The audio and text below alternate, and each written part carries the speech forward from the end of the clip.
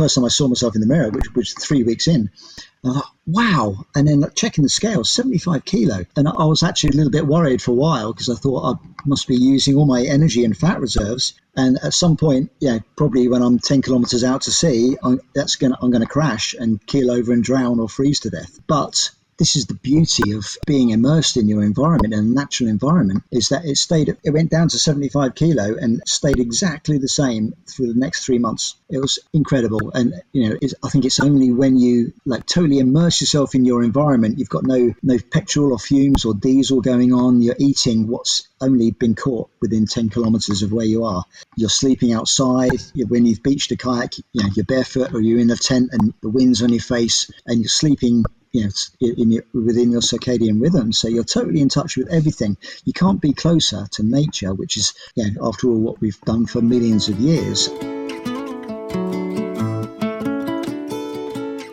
From the Weston A. Price Foundation, welcome to the Wise Traditions podcast for wise traditions in food, farming, and the healing arts.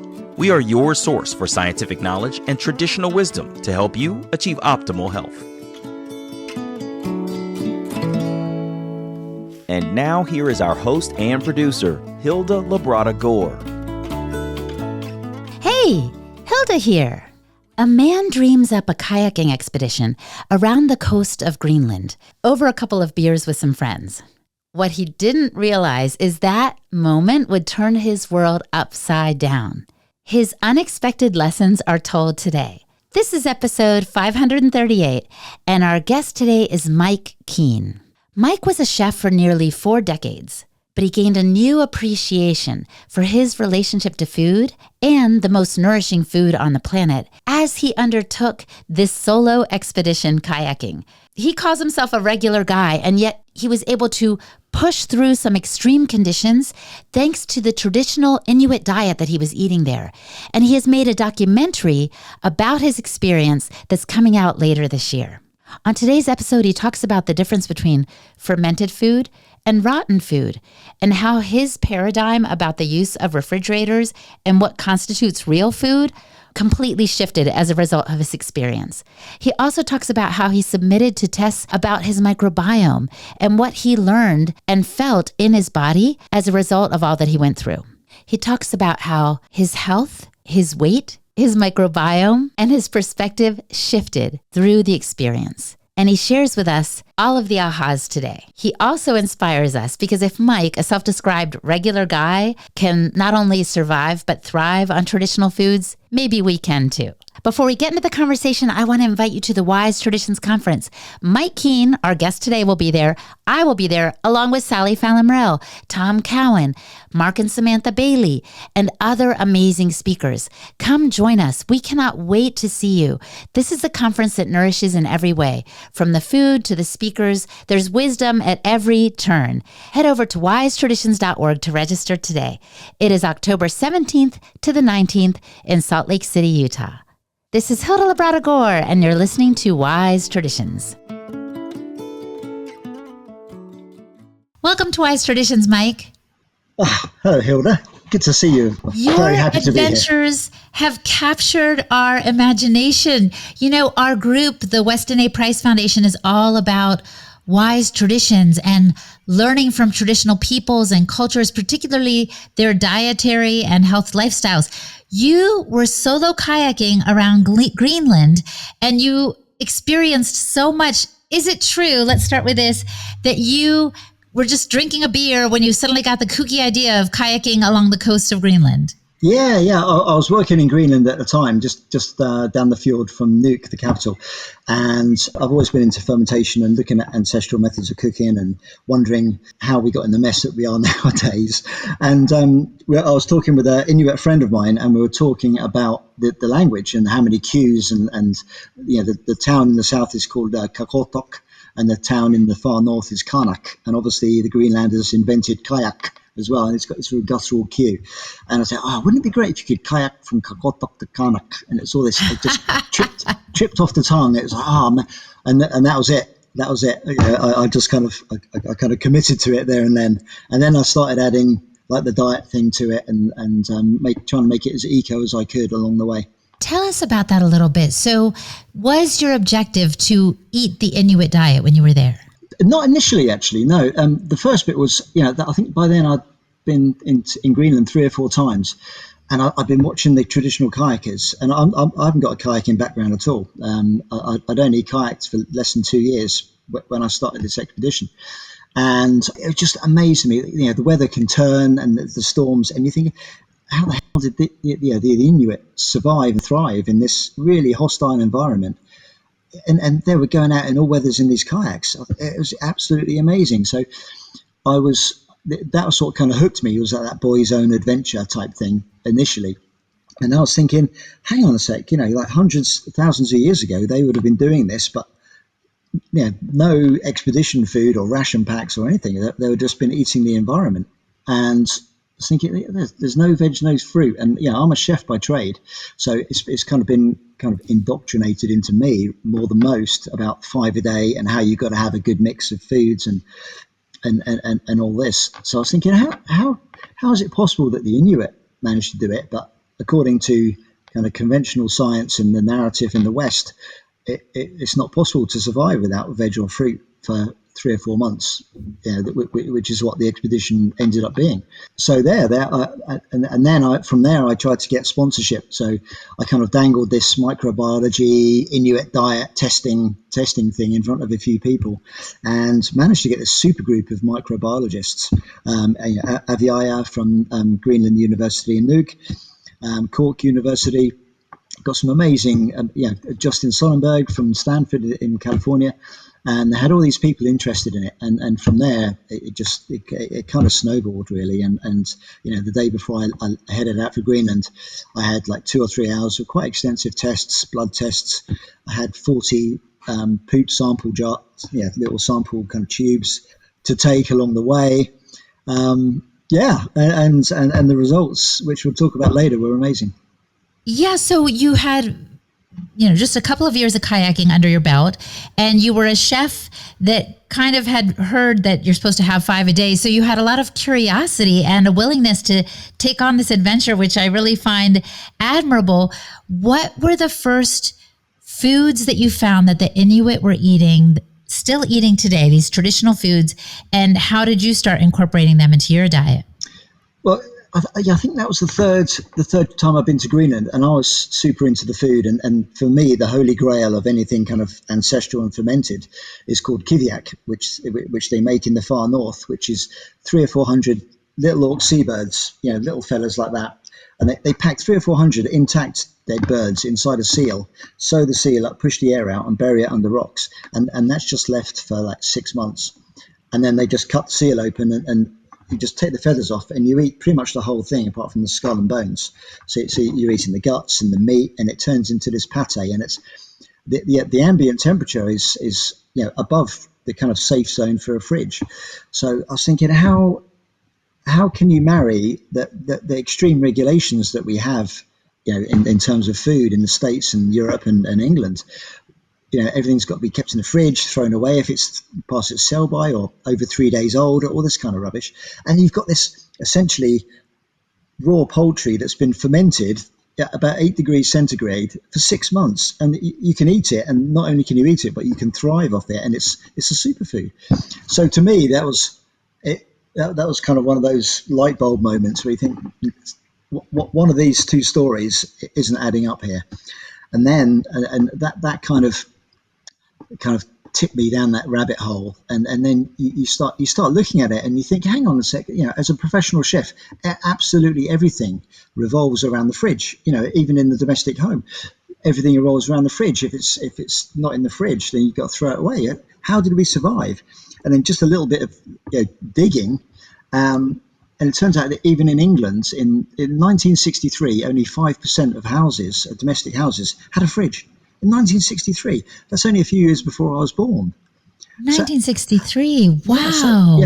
The States were about 40 years ahead of us. So it was before the war, where you guys kind of led the way with the fridges. But to me, that was incredible that our whole food system now is based about keeping stuff in temperature and labeling it and keeping it in the fridge. But for the previous 6 million years, we didn't have that. Yeah, so how did we survive? And not only that, how did we kind of thrive to get to be 7 billion people? Yeah, without having fridges and all this kind of regulation. It's nuts. Yes, yes. And of course, one of our 11 dietary principles that the Weston A. Price Foundation has put together is that all traditional cultures that we've examined had fermented foods as part of their diet. So it was both a preserver of the food, but also a way to make the food even richer in nutrients and making them more bioavailable. My question to you is, how did it taste? Did you try these birds sewn up in the seal? I loved it. Yeah, genuinely. Yeah, initially it's a wow. Okay, that's quite interesting. I didn't expect it. I didn't expect the fermented meat, and pretty much all the fermented meats that I've had. If you closed your eyes, you'd swear that it was a blue cheese that you'd forgotten about at the back of the fridge since Christmas, and it had been festering away there, and it like takes the skin off the roof of your mouth off because it's that really strong taste. And when it's attached to a beak or whatever, it's kind of it doesn't quite match up with your expectation. But and another part of my study is I'm talking with Professor John Speth in Michigan University about disgust. And disgust is not a hardwired reflex for humans. It's an environmental and cultural learned reflex. So, like when you're a kid, you pretty much hate you hate everything apart from like pizza or chicken nuggets or whatever. But Yeah. you go to these amazing indigenous places like in Greenland, and the kids are tucking into super strong stuff that the kids here would be aghast at. They'd be horrified. So it definitely is definitely a thing, and it didn't take too many tastes for me to really get into it. And of course, Yes. And what it makes me think is, unfortunately, we are changing the palates of our children. The reason everything tastes icky to them that's real at first is because their palates have been accustomed to all the processed foods and all the sugar and all the additives that make it taste a certain way and very zingy and very attractive to their little mouths. But if they were eating these fermented foods from the get-go, likely it would appeal to them, just as you saw in your experience in Greenland. Now, certainly this wasn't the only fermented food you came across when you were there, right? No, they pretty much ferment. Yeah, when I say ferment, it's that most people would just call it rotting, and fermentation is a controlled rotting basically. Anyway, if you go back to the actual definition, but it turns out, and again, this is another little kind of side project of mine, is trying to find out where that line between fermented and rotting lays, because the Kayak or the fermented seal, which is dead seal left out for 6 months. That's it. No salt, no nothing. So it's roadkill effectively here. It's something a deer you'd find behind a hedge.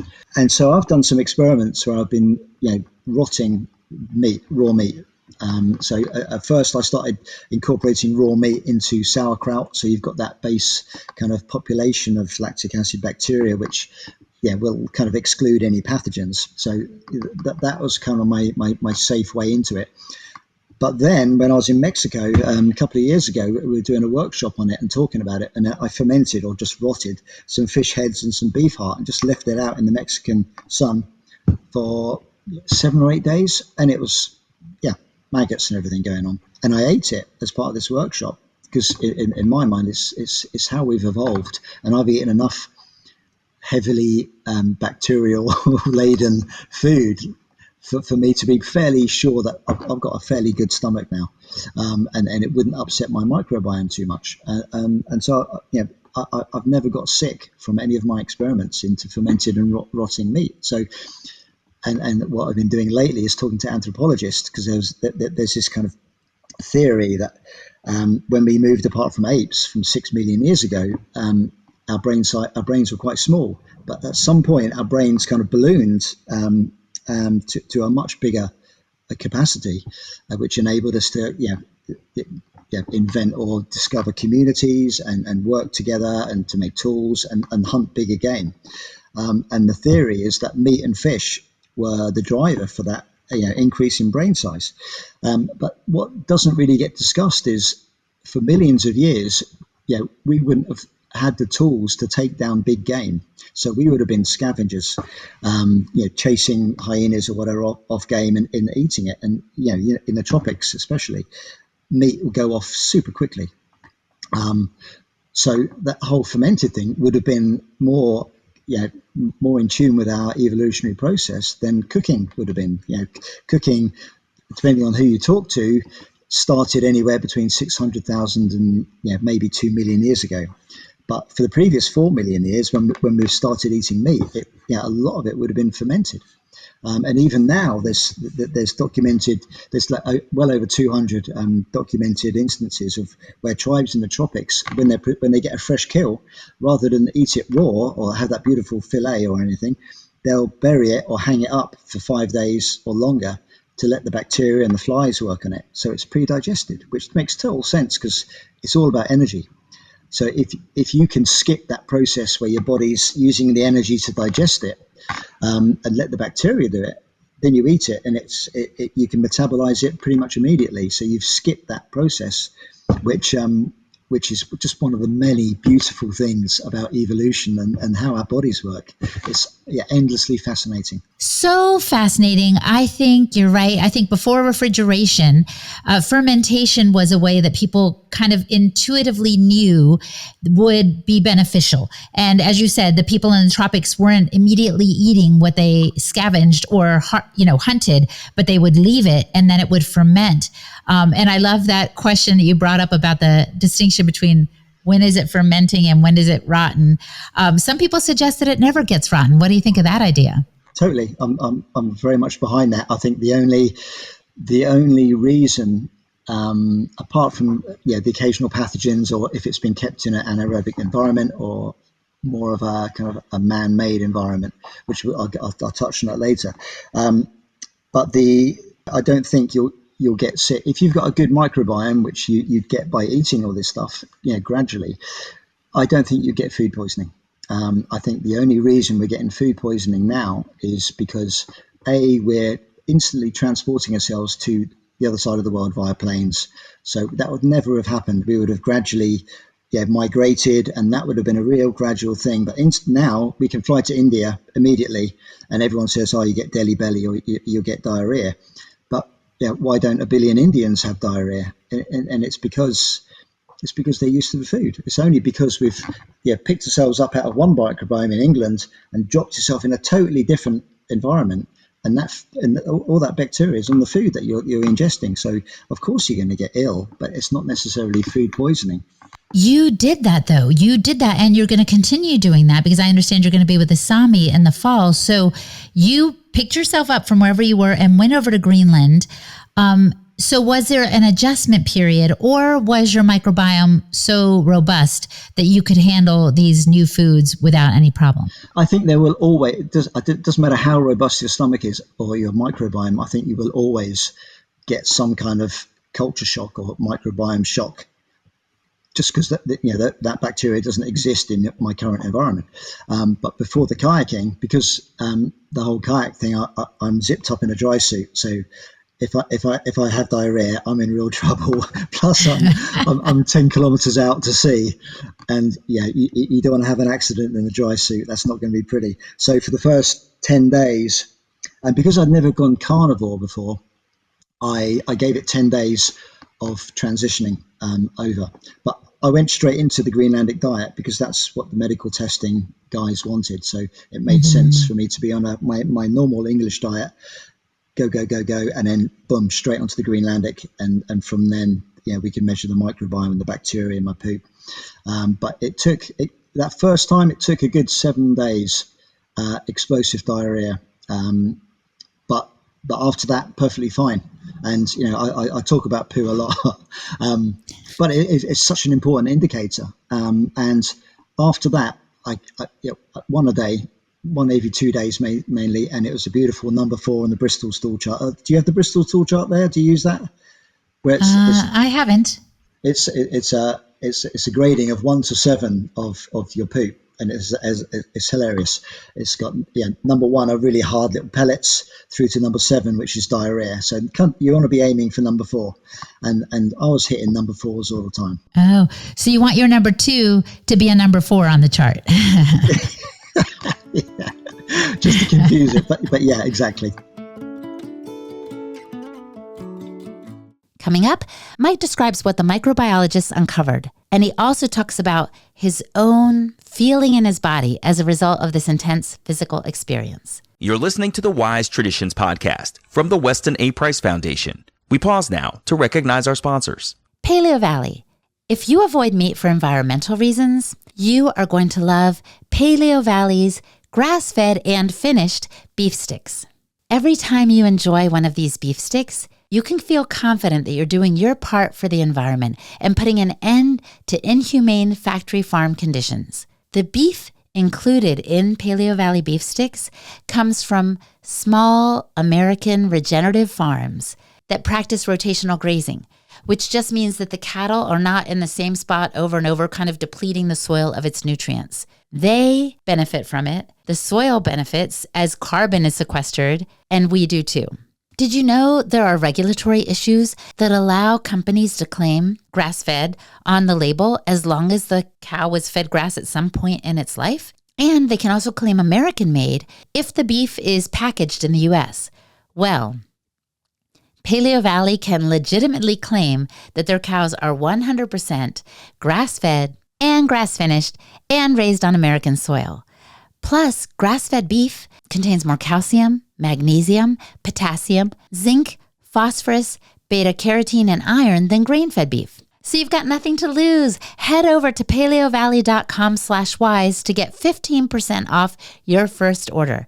Again, that's paleovalley.com/wise to get 15% off your order. An optimal carnivore. Organ meats are some of the most nutrient-dense foods on the planet. You probably know it as well as I do.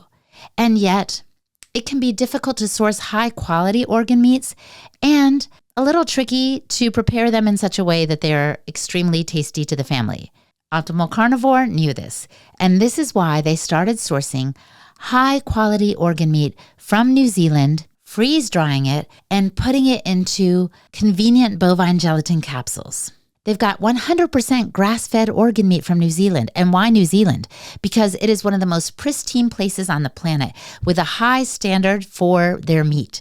So the products are 100% grass-fed and grass-finished and free of hormones, pesticides, antibiotics, and GMOs. And since our ancestors would have eaten the whole animal, nose to tail, Optimal Carnivore has put together a grass-fed organ complex with a unique blend of 9 different organs. It's a powerful combination that includes beef liver, brain, thymus, heart, kidney, spleen, pancreas, lung, and gallbladder. It's a real nose-to-tail solution for people on the go or those still trying to acquire a taste for organ meats. Plus, Optimal Carnivore plants 1 tree for every product sold, which helps the environment. They currently have their grass-fed organ complex product, which I already mentioned, a grass-fed bone marrow, a grass-fed liver, and brain nourish product. So head over to amazon.com/optimalcarnivore and use the code Weston10 at checkout to save 10% on all products. Again, that's amazon.com/optimalcarnivore and the code Weston10 to save 10% on all products. This is Huda Labrada Gore, and you're listening to Wise Traditions. Did you find, or now I'm very curious too, about what results these microbiologists discovered once you got back with all your little samples of poo, since we're on this subject. What did they find about your gut microbiome, and how did you feel? I felt incredible. I'm 50, at the time I was 54. And I've never been in the military. I've always kept fairly fit, but I've never been special forces or done loads of expeditions, so I'm not a super fit. I'm just a very average guy. But my intention was to do 30 kilometers a day on average on the kayak, and I ended up doing 40s and 50s a day, and my best was 85 kilometers in a day, which was like 15 hours of straight kayaking, which I never thought that was going to be possible, and that improved throughout the expedition. And the first time I weighed myself which was about 3 weeks in when I got to Nuuk. I weighed it and I thought the scales were broken because I'd lost 14 kilo, which is 2 stone, in 3 weeks. And I was never, obese. I was never fat. But the first time I saw myself in the mirror, which was 3 weeks in, I thought, wow. And then checking the scales, 75 kilo. And I was actually a little bit worried for a while because I thought I must be using all my energy and fat reserves.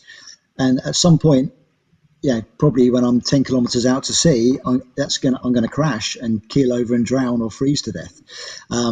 But this is the beauty of being immersed in your environment and natural environment, is that it went down to 75 kilo and stayed exactly the same through the next 3 months. It was incredible. And I think it's only when you totally immerse yourself in your environment, you've got no petrol or fumes or diesel going on, you're eating what's only been caught within 10 kilometers of where you are, you're sleeping outside. When you've beached a kayak, you're barefoot or you're in a tent and the wind's on your face and you're sleeping within your circadian rhythm, so you're totally in touch with everything. You can't be closer to nature, which is after all, what we've done for millions of years, up until the last few hundred years. And I really think that is my optimum weight for that environment. And that was kind of me being in harmony with nature, which I'd never been before, because despite being a chef, I'd never particularly questioned if the food that the government said we should be eating or the food that was in the supermarkets was anything but good for me and the stuff that I should be eating. And it's kind of embarrassing to think that I went 30 years as a chef before I started questioning, and the wool was pulled from my eyes. I was thinking, hang on, this stuff in the supermarket, that is purely there to make money. Nothing about that is to be beneficial for you. It's nothing about community or any of the values that we held for millions of years and have evolved with. It's only, like I say, pretty much since World War II, where money has taken such a big stake in the game, and it's controlling everything now. So, but I love that idea of going back and being totally at harmony with nature in that environment. I think that if I'd gone to Ecuador and I'd lived in Ecuador eating similar kind of stuff, that was native to Ecuador, I think I would have hit an optimum Ecuadorian weight and been thriving in my best possible way with that environment. I really believe that's what would happen. I like how you're giving us the big picture, Mike, because I know eat your environment is kind of your mantra. And from what you just communicated, it's clear that you understand it's not just the diet that makes us well, it's connecting with nature, it's grounding, it's being in a place that helps the body be vital and strong. Absolutely, yeah. And the real shame about the Western world is that we can't ever go back to how evolution kind of guided us here, through selective breeding. I'm not talking necessarily about GMO or anything laboratory, but selective breeding of selecting the best wheat or the best fruit crop or whatever over hundreds and thousands of years. That's changed. So the fruit that we have now, especially if you Google and look at bananas compared to what bananas looked like 1,000 years ago, or avocados, they look nothing like the stuff that we get in the supermarket. So part of my project now is to look at what humans would have been eating 50,000 years ago when they came into Europe and England and these areas, because the climate was totally different. The food stuff was definitely different. And it's not good enough to eat to go carnivore and to eat pigs or cows. You've got to deep dive into what's behind that and what those cows and pigs have been eating, because if they've been eating commercial feed, which is full of that we eat in the supermarkets, full of sugars and palm oil and all this rubbish just to fatten them up. If we eat those, then that's not going to be particularly good for us. So it's a real minefield out there. But I'm speaking with some amazing anthropologists and paleobotanists about the stuff that would have been around 50,000 years ago, because we evolve so incredibly slowly as a species that we've barely changed in the last 100,000 years. And by far the biggest change that we've ever put on our bodies is in the last 50 years through ultra-processed food. We're not eating anything like how evolution intended us for us to eat. So no wonder everyone's getting sick and the health systems are in crisis, because we're all getting ill. But what's interesting, as you said, is that you were a chef for so long and somehow you weren't connecting the dots. Did you have an aha moment when you were kayaking around Greenland, or when exactly did this all strike you? Like you said, that the stuff on the shelves is for profit and not for our health. Yeah, I didn't have a light bulb moment. No, it was. I've been kind of questioning myself lately, actually, as to why I didn't have that. And I think there's so many foggy layers. It's not just as simple as A or B or black and white. There's so many layers in having to work and getting the bills and what's available to you. For most people, they haven't got a choice but to go to a fast food place or go to a supermarket. And, it depends on where you can go to get it. Luckily here in England, we've got some amazing farmers markets and organic food that you can get hold of. But again, it all comes down to money. If you want to make money, you've got to create it as cheaply as you can and sell it for as much as you can. There's no kind of leeway in there at all. That is the be all and end all of capitalism. Buy it cheap and sell it expensive. It's yes, you got to make a profit. Yeah, it's one of the massive problems that we've got. And it's such an immense problem that there's only a few places left in the world, such as Greenland, that you're still able to kind of connect with nature and do that. It's there's not many places left that don't have a supermarket. Yes, and like you said, there are all these foggy layers. I'm thinking of the listener right now who's like, well, Mike, this all sounds great, but I'm not going to be able to go kayaking around Greenland anytime soon. As a matter of fact, I live in a city and I hold a job that has a lot of responsibilities. I work full, 60-hour work weeks. And so I just have to stop at the grocery store and make do with what I got. What would you tell a person like that? Yeah, firstly, the kayaking is totally incidental. That weight loss that I had, 14 kilo in 3 weeks, I actually recreated the diet the following year. I went to East Greenland for 60 days. I ate exactly the same diet, but I didn't have any kayaking or anything. And I lost exactly the same amount of weight, but in 5 weeks. So I came down to 75 kilo again, just by eating the exact same food, which blew my mind, really. And I've since spoken to a lot of media kind of celebrity nutritionists and doctors over here, and it turns out that unless you're on some kind of Olympic training regime, exercise isn't going to bring you any weight loss. Exercise has a minimal effect on weight loss. It's super important for other stuff like your fat to lean ratio, mental health, body tone, and there's so many other things. So I'm not saying by any stretch don't do exercise, but if you want to lose weight, it's your diet. It's 100% your diet. And if you are in a city, pretty sure that in the States it's the same as in England, you do have access to organic food. And I know it's just, there isn't a simple answer to it because it is expensive. It's a lot more expensive than buying, you go to the supermarket and you've got a choice between a $5 chicken or a $40 chicken. What are you going to go for? But the big thing is kind of, if you're aware of it, and you look on the label, and that's a naturally reared one that's been outside, compared to this battery chicken that's been pumped full of antibiotics, hasn't had a good life or a good death, then that is the fuel that you're putting in your body. If you go to the gas station, do you put a rubbish cheap grade fuel in, or do you put a premium one in? And what will happen. You'll get all kinds of rubbish in your engine, and you'll end up paying for it in the long run, which is exactly what we do with our health. You buy and eat cheap, in the short term, and in the long term you'll be spending the last 20 years of your life on medication or having a less than optimum lifestyle. And it's really difficult for us humans to kind of project long term. For us, it's all about the short term gratification. We just don't think. We think, I'll be all right. I'll just have these beers, or I'll have this bottle of wine. I'll be all right. And then by the time it comes to you not being all right, when you're 70 and you've got gout or whatever, you can't turn the clock back. So it's all about the food. And unfortunately, you've got to bear this in mind, that this capitalist society has become hyper-capitalist over the last 50 years.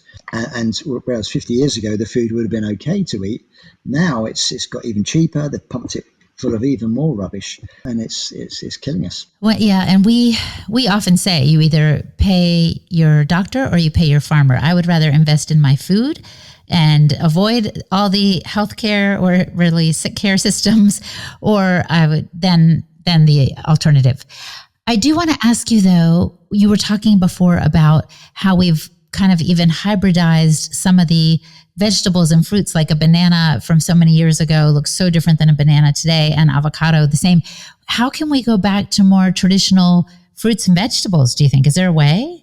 Basically, no. There's no way. You can't turn the clock back on evolution unless you've got a spare million years, in which case we could probably engineer it all the way back. But yeah, there's no doubt about it. And avocado nowadays, compared to the one that had a tiny sliver of flesh around a massive stone, is nothing like that. But that's why meat and fish were so important to us. Developing and increasing our brain size. So the short answer is no, it's not possible to go back to eating that. But again, the key thing is just be aware of what you're putting in your body. Speaking of going back, when you went back to England, did you continue to eat the Greenland diet, or did you switch back to your English diet? That's a great question.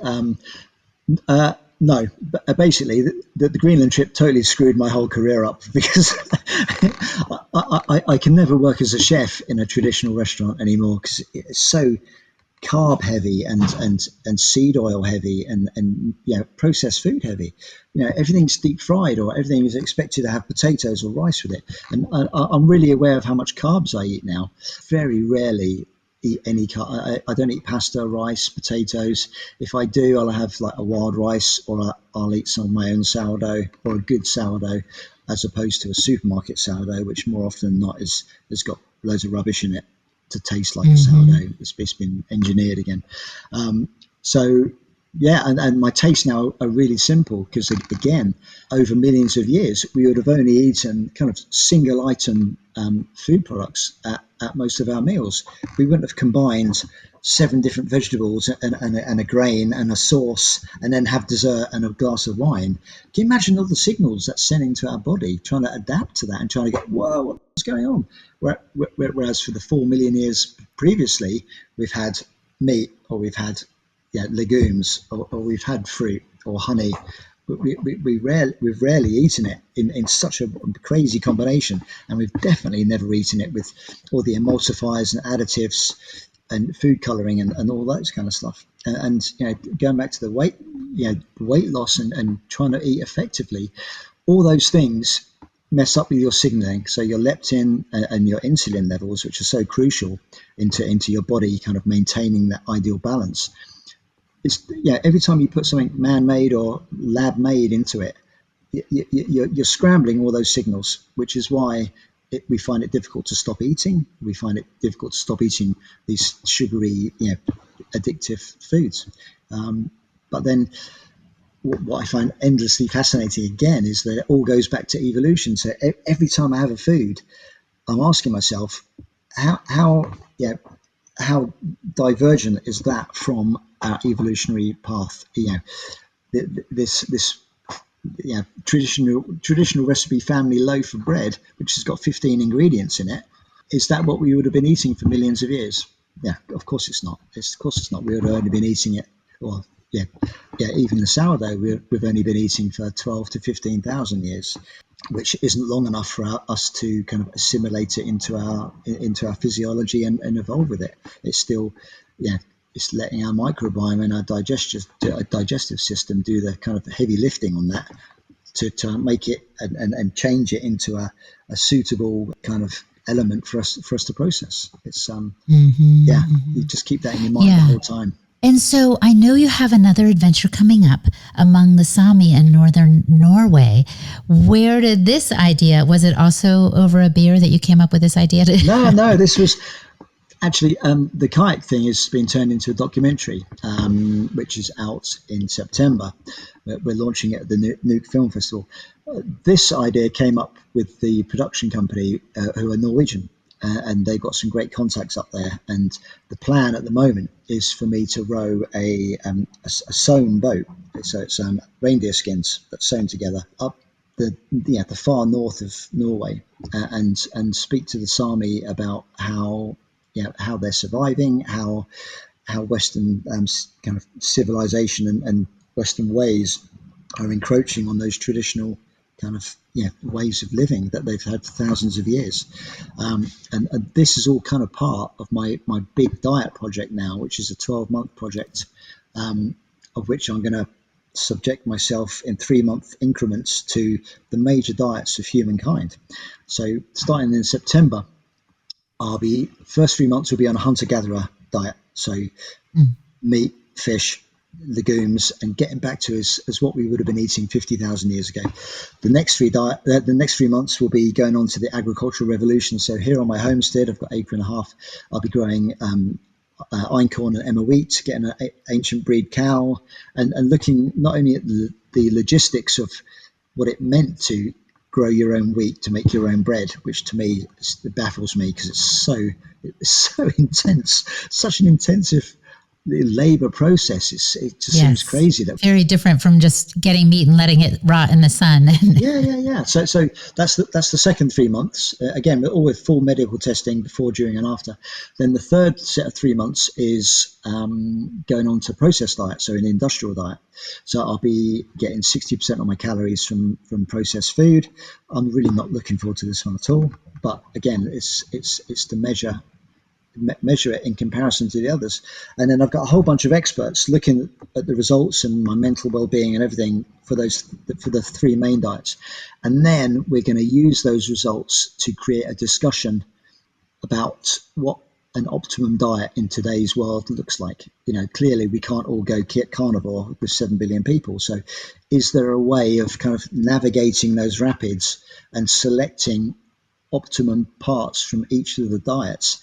I very much doubt there'll be anything from the industrial diet that will end up on there, but we have to bear it in mind because it's impossible for everyone to go back eating an optimum diet from 100,000 years ago. It just can't be done nowadays. So it's mainly to create discussion and awareness of what we're putting in our bodies, and is there a way to make the most of today's kind of crazy food world. Well, your adventures and your willingness to be a part of these experiments is really intriguing and fascinating to me. I can't wait to see you at the conference in October. Mike, it's going to be amazing. And now I want to conclude with the question I love to pose at the end of the podcast. If the listener could only do one thing to improve their health, what would you recommend that they do? Oh, that's a good question. Education. Educate yourself. Look at how long we've been on the planet and how slowly it takes it. Just a brief Google into anthropology about what we would have been eating and how incredibly tiny this current really bad trend of eating rubbish has been with us. And look at the illnesses that it's causing. I think if you bear that in mind every time you go for a meal or you buy food and you think that doesn't look like anything evolution has picked out for us, and pick something better or pick something that's more suited to the human survival, would nature have wanted us to eat that? And most of the things from the supermarket is a big fat no. That's right. Well, Mike, thank you again for your time on behalf of the Weston A. Price Foundation. It has been a pleasure. Pleasure for me too. Absolute pleasure to be on here. Brilliant stuff. Thank you. Our guest today was Mike Keane. Visit his website, eatyourenvironment.com, to learn more. And I am Hilda Labrador, the host and producer of this podcast on behalf of the Weston A. Price Foundation. You can find me at holistichilda.com. And for the transcript for today's episode, visit our website, westonaprice.org, and click on the podcast page. And please follow the Wise Traditions podcast on your favorite podcast platform. That way you won't miss a thing. And if you'd like, you can even find an app that we've developed on iOS and Android devices. Type in Wise Traditions Podcast in the little search bar and sign up for free. You can get our show directly sent to your phone without any middleman. And thank you so much for listening, my friend. Stay well, and remember to keep your feet on the ground and your face to the sun. On behalf of the Weston A. Price Foundation, thanks for listening. We have many free resources to support you on your health journey. Visit westonaprice.org to find podcasts, articles, videos, and more. You can also find a local chapter near you for help in finding sources of great food. We invite you to support the Foundation's mission of education, research, and activism by becoming a member. Thanks again, and take care. Wise Traditions is a project of the Weston A. Price Foundation for wise traditions in food, farming, and the healing arts. The content on this podcast is provided for informational purposes only and is not intended to substitute for the advice provided by your doctor or other healthcare professional. It is not intended to be, nor does it constitute healthcare or medical advice.